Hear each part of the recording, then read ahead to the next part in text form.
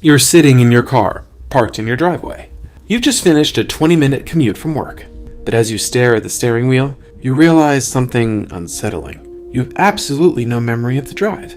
You don't remember the red lights, the turn onto your street, or even the podcast that's currently playing through the speakers. It's as if you've been teleported. Or maybe you're in the middle of a heated argument, and suddenly the room feels thin. Your partner's voice starts to sound like it's coming from the end of a long metallic tunnel.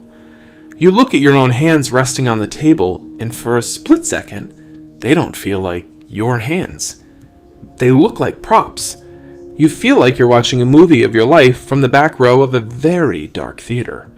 And the you on screen is just like a puppet following a script. You aren't glitching, and you aren't losing your mind. You're experiencing disassociation. It's one of the most mysterious, misunderstood, and deeply sophisticated survival tools the human brain has ever developed. It's your brain's way of hitting the emergency eject button when reality becomes too heavy to carry. Welcome to the truth about disassociation, and why your brain sometimes decides that's the best way to handle the world is to simply leave it. In clinical terms, disassociation is a mental process that causes a lack of connection in a person's thoughts, memory, or sense of identity. But to understand why it happens, you have to think of your brain like a highly sensitive electrical grid. When a power surge hits your house, say from a lightning strike or a blown transformer, your circuit breaker flips. It cuts the power to prevent the entire system from melting down. Your brain does the exact same thing. When you experience a surge of emotional pain, overwhelming stress, or physical trauma, your nervous system decides that processing this information in real time is too dangerous. So it flips the switch. It detaches your conscious awareness from the immediate experience. This is what psychologists call a defense mechanism.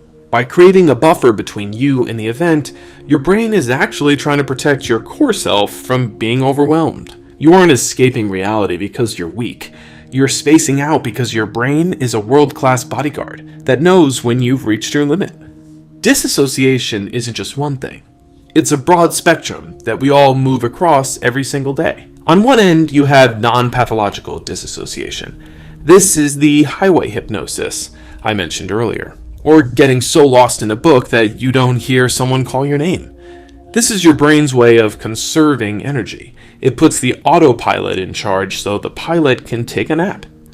But as we move further down the spectrum, we hit depersonalization and derealization.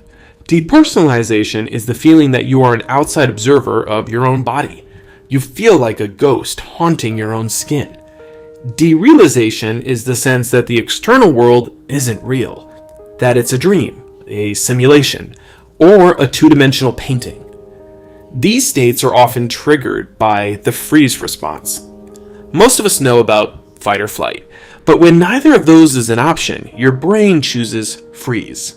If you can't run away from the stress and you can't fight the source of the pain, your brain does the only thing it has left. It numbs the connection. It creates a mental fog that acts as a chemical shock absorber. One of the strangest parts of disassociation is how it messes with your internal clock. Because your brain has partially unplugged from the present moment, it stops recording memories with the same vividness and chronological order. This is why during a crisis, time seems to slow down to a crawl or speed up into a blur. This time warp is actually a tactical advantage. By slowing down your perception of time, your brain is trying to give you more mental space to react to a threat. By blurring the memory later, it's trying to spare you the high-definition replay of a bad experience. The problem is that our modern lives aren't usually threatened by tigers. They're threatened by deadlines, social anxiety, and burnout. Our brain is using a nuclear option to handle a microwave problem. When you disassociate during a boring meeting or a stressful grocery trip, you're using a prehistoric survival tactic for a 21st century inconvenience. It's like using a fire hose to put out a candle. It works, but it leaves everything else a bit of a mess. While disassociation is a brilliant protector, it comes with a heavy internal tax. If you spend too much time unplugged, you start to lose your sensory tether to the world. You might find it hard to feel joy, heat, or even hunger. This is because the same circuit breaker that shuts off the pain also shuts off the pleasure. You can't selectively numb reality. When the lights go out, the whole house goes dark. This can lead to a cycle of dissociative living, where you feel like you're just a ghost drifting through your own life. You're physically present for the birthdays, the dinners, and the milestones, but you aren't actually there to enjoy them. You're essentially living in a save state rather than playing the game in real time. Breaking this cycle requires grounding. You have to convince your brain's security team that the danger has passed, and it's safe to flip the switch back on. This is why sensory tricks like holding an ice cube, smelling strong peppermint, or naming 5 things you can see are so effective. They force the pilot back into the seat by reestablishing the connection between the brain and the body. The truth is, disassociation isn't a broken part of your mind. It's a testament to how much your brain cares about your survival. It's a safety net that catches you when the world feels like it's falling apart. You aren't weird for feeling detached. You're a complex being with a highly advanced emotional filtration system. The goal isn't to never disassociate again. The goal is to realize when you're doing it, and to thank your brain for the protection, before gently stepping back into the light. Reality can be loud, messy, and painful, but it's also the only place where the real you can actually experience the good stuff.